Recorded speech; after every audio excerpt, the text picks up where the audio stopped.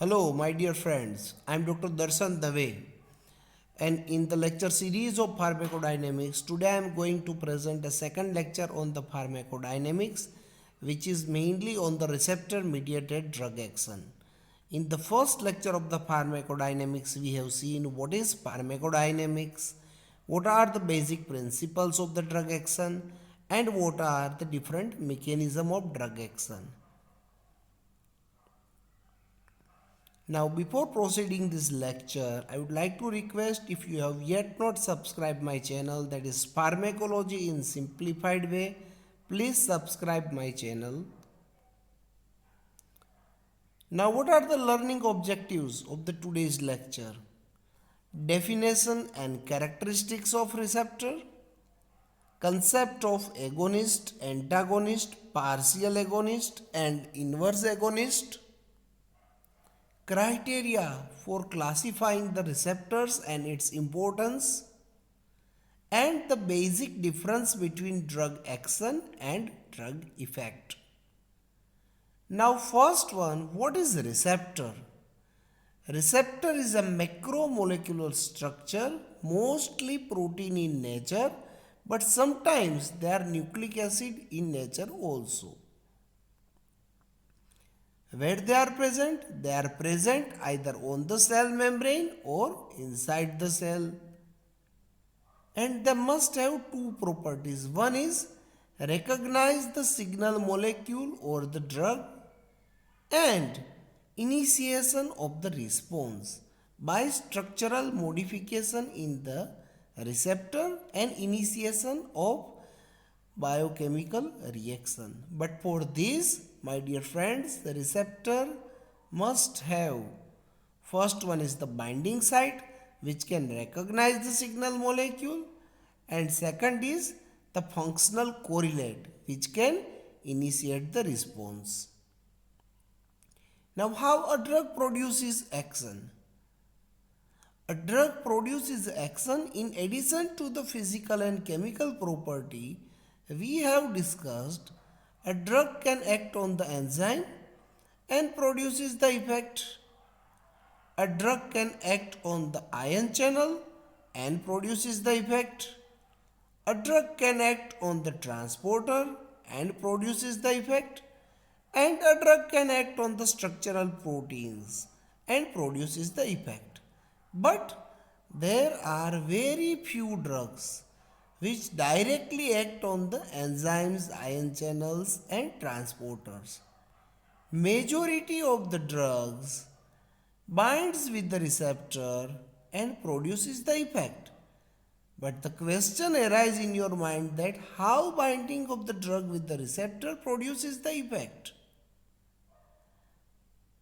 And the answer is in this slide. But if you look at this slide, again you come to know that these are the same components: enzyme, ion channels, transporters and structural proteins through which the ultimately effect is observed. But my dear friends, the drug directly not acts on the enzyme or ion channels or transporter, but drug binds with the receptor, and this receptor will regulate the functions of all these components: enzyme, ion channels, transporters and structural protein.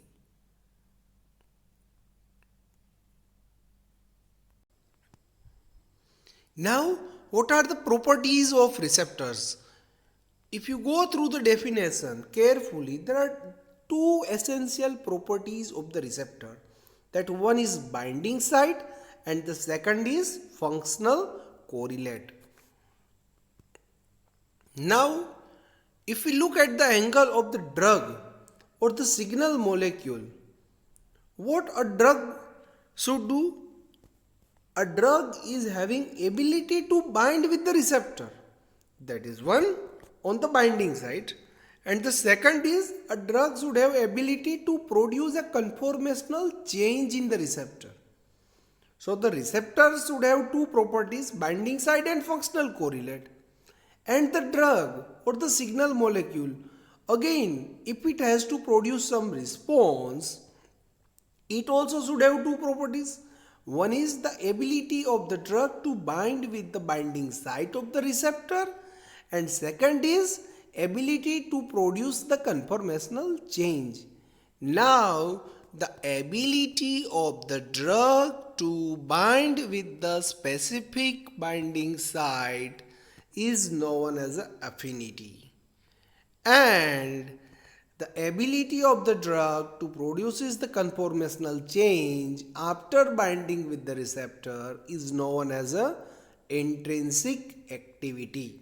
These are the two very important terms. Understand this very carefully. Now, based on these two terms, a drug or a signal molecule, it can be classified into four different categories. First category is agonist. So agonist is having affinity. It means that agonist is having ability to bind with the receptor. Then intrinsic activity. Agonist is having intrinsic activity, and the answer is yes. It means agonist, after binding with the receptor to a specific site, it has a capacity to undergo some conformational change in the receptor and then ultimately produces the action. So, in short, what is agonist? Agonist is an agent which activates a receptor to produces the effect similar to that of physiological signal molecule. That is known as a agonist. Now the second is antagonist. Affinity. Whether the antagonist is having ability to bind with the receptor? Yes, it is having affinity. Both agonist and antagonist, they are having similar affinity for the binding site with the receptor. Then what is the difference? The difference lies in the intrinsic activity. Antagonist doesn't have intrinsic activity. Then the question arises in your mind that then why it is called antagonist? And the answer is by occupying the binding site, because the antagonist is having the affinity, it binds with the receptor, but it will not produce any action, so the binding site is occupied, and in the presence of the antagonist, the agonist cannot bind, and that's why it is known as a antagonist. So, definition of the antagonist is agent which binds with the receptor but not produces conformational change in the receptor, and it prevents the action of the agonist on the receptor. But my dear friends, antagonist doesn't have any effect of its own. So this is antagonist. Now then there are different types of antagonists that we will see later. Then the next is partial agonist. It is having affinity. Answer is yes. It means partial agonist can it is having ability to bind with the receptor. Regarding the intrinsic activity, here you can see the size of the box is smaller and the color is also fade, because the intrinsic activity is there but not up to the extent of agonist. It is somewhat less than that of the agonist. So it produces the response, but that response is submaximal. It means that agent which activates the receptor but produces a submaximal response or effect. Now a very important concept, that partial agonist is having similar affinity. It means that we have discussed agonist, antagonist and partial agonist. All these three are having similar affinity for the binding site. So, in the presence of partial agonist, now the full agonist cannot bind with the receptor binding site, because this site is occupied by the partial agonist. So even though the agonist is available and it is having capacity to produces the maximal response, but in the presence of the partial agonist, the agonist cannot act and cannot produces the maximal response. So the achievement of maximum response is not possible because of the partial agonist, and that is why partial agonist acts as antagonist for agonist. Then yes, inverse agonist. It is having affinity? Yes. So all the different categories are having affinity, ability to bind with the receptor. Intrinsic activity? Yes. But why it has been shown in the red? Because the intrinsic activity is in the exactly opposite direction to that of the physiological signal molecule. So the response that is produced is also exactly the opposite. So inverse agonist is defined as an agent which activates a receptor and produces an effect which is opposite to that of agonist or physiological signal molecule. Now in pharmacology there are very few examples of inverse agonist, and it is clinically not that much important also. Now, based on these two terms, affinity and intrinsic activity. Now, if the activity is nil, then we can denote it as a 0. And if the activity is full, then we will denote it as a 1. Now, can you say, based on our previous discussion, in case of agonist, the affinity will be? Yes, 1. And intrinsic activity? Yes, also 1. Antagonist, affinity? Yes, 1. But no intrinsic activity. Partial agonist, affinity? 1. Intrinsic activity is there, but not that to that much of agonist. So, somewhat between 0 to 1, but definitely less than 1. An inverse agonist, affinity is there. In all the cases, affinity is there. But intrinsic activity in the opposite direction, and that's why -1. So, on these mathematical numbers, you can easily understand the differences between these four terminologies. Now, some examples. Agonist, adrenaline, histamine, morphine. Adrenaline it is an agonist of alpha and beta receptor, histamine of histaminergic receptor, and morphine of opioid receptor. Now the antagonist, we will see the example of the antagonist of same these receptors. Like adrenaline is an agonist of beta receptor, propranolol is antagonist of beta receptor, histamine is agonist of histaminergic receptor, chlorpheniramine is antagonist of histaminergic receptor. Morphine is agonist of opioid receptor. Naloxone is antagonist of opioid receptor. But again, my dear friends, presently you have not learned in detail about the systemic pharmacology. So again and again I am repeating, don't bother about these examples. If you can understand the concept and if you just remember the one example at this stage, it is fine. Partial agonist. Buprenorphine, again it is an opioid partial agonist, and buspirone. It is an selective anti-anxiety agent, partial agonist of serotonin receptor. An inverse agonist, DMCM. There is no clinically significant relevance, that's why I am not going into the detail. DMCM is an inverse agonist of benzodiazepine.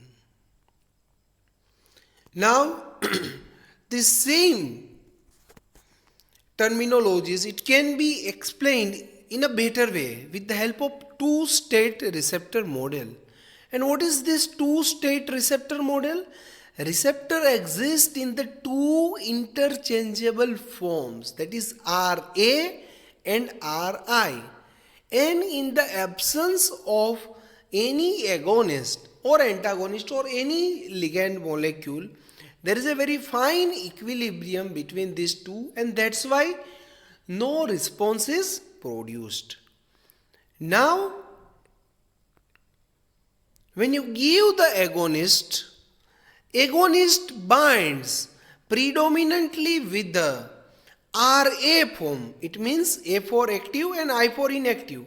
So the agonist bind preferentially with the Ra form and it will not bind with the Ri form. And that's why the equilibrium shifts to the Ra form, and because of this the response is generated. Now in case of antagonist binds with an equal affinity to both Ra as well as the Rb, and that's why even though it binds with the same site, but the responses depend on the shifting of equilibrium. Now as it binds with the same affinity for both Ra and Ri, so the equilibrium is not altered, and that's why there is no response. But again, my dear friends, this Ra is occupied by the antagonist, and that's why very few Ra is available for the agonist to bind, and that's why it is known as an antagonist. Now in case of partial agonist, it binds with both the components Ra as well as Ri, but affinity for the Ra binding with the Ra is somewhat more as compared to the Ri.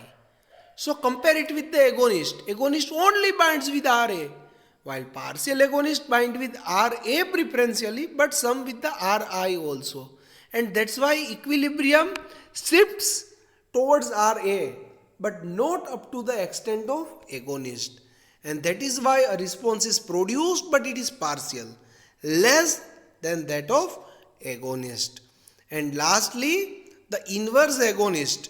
Inverse agonist binds with only Ri and not with the Ra, and that's why the equilibrium shifts towards Ri, and because of this opposite response is produced.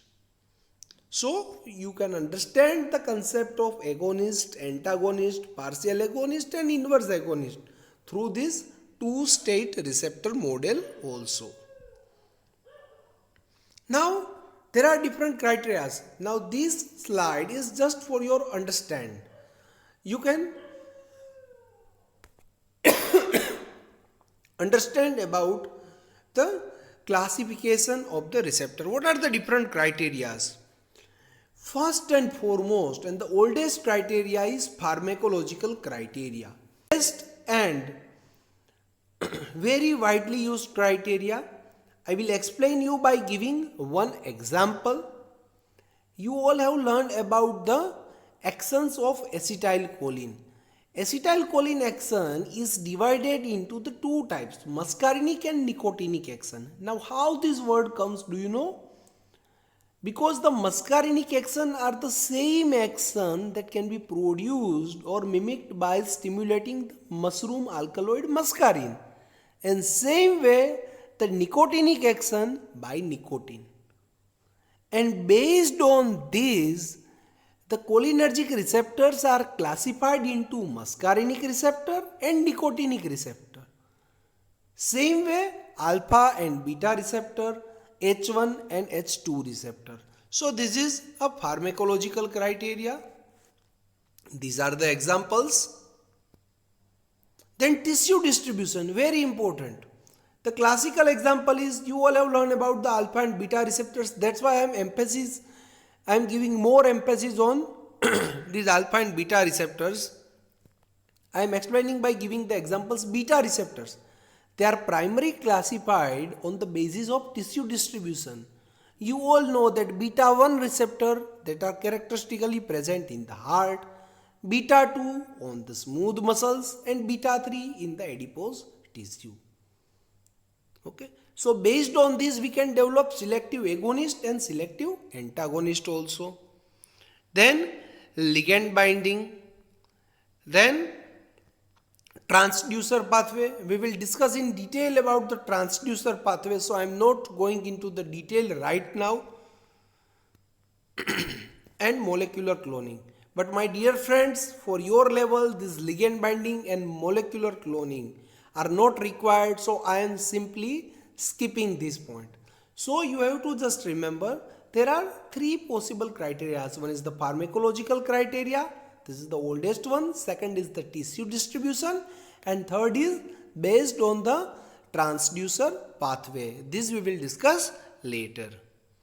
Now, receptor, any type of the receptor, it can be of these four categories. One is the physiological receptor. Now you will be confused, what do you mean by physiological receptor? It means that here the drug binds with the receptor. That receptor is already available and it binds with the endogenous signal molecule.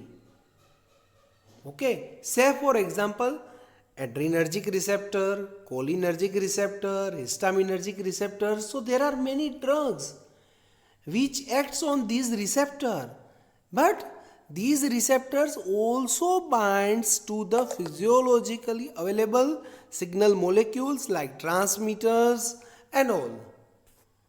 Then the next is drug receptor. It means that the receptor for which no known physiological ligands are available. Only the drugs are available, and that's why these are known as a drug receptor. And specific receptors for the drugs are now identified. And the examples are benzodiazepines receptor and sulfonylureas receptors. Benzodiazepines is the CNS depressants used for the treatment of insomnia, epilepsy, and sulfonylureas are the orally acting anti-diabetic agents. Then orphan receptors, like the orphan drugs, orphan receptor, it means the receptor for which no endogenous mediator as well as the drug is present. Okay, but the receptors are identified based on the molecular cloning and radio level binding methods. So what should be the example? Just apply your logic. Presently there is no example, but later on there is a possibility that there may be certain drugs developed which act on these orphan receptors. And lastly, silent receptor. Does receptor produce noise? So what do you mean by silent receptor? Silent receptor means only binding site with no functional correlate. So then you will tell that, sir, you have broken the rule of the definition of receptor. Okay, so ideally they are not known as a receptor, but in the textbook it has been written like that, silent receptors. So they are having just binding sites. They just accept the ligands. And the example, plasma proteins. They binds with the drugs, but they will not produce any response. So any receptor can be of, you can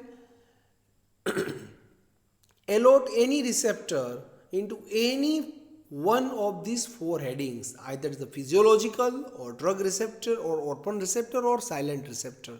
But my dear friends, I have just explained you the previous slide and this slide, the criteria for the receptors, and receptor can be of these four categories, but these are not the types of the receptors. Types of the receptors, when it is asked in the exam, that we will discuss in our next class, and that will come under the heading of receptor transducer mechanism.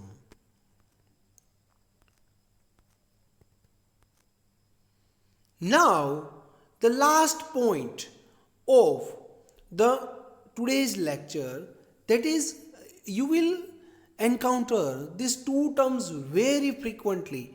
One is the drug action and second is the drug effect. What is the drug action? Initial combination of the drug with the receptor. Either it produces a conformational change, or the better way I can say that either it activates the receptor or either it will not activate the receptor. So this initial combination, it is known as an action of the drug. And the second is drug effect. So what is drug effect? After binding of the drug with the receptor,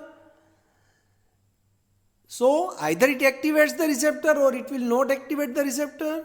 In case if it activates the receptor or not activate the receptor, but what will be the ultimate outcome? Because clinically we are more concerned with the ultimate change in the biological function.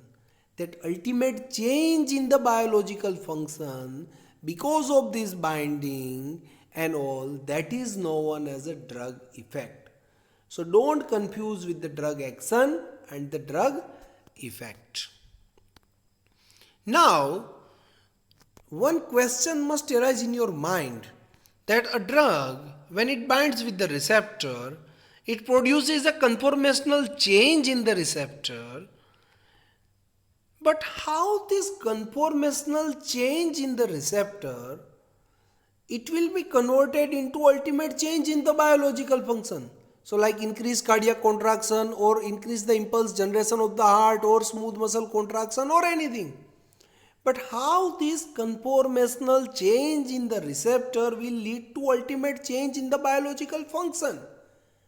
And this is a mystery. It is a very complex multi-step process in which there is a integration of various signals, intracellular and extracellular signals will occur, amplification of signals will occur, series of biochemical reaction will occur, and that is known as an receptor transducer mechanism.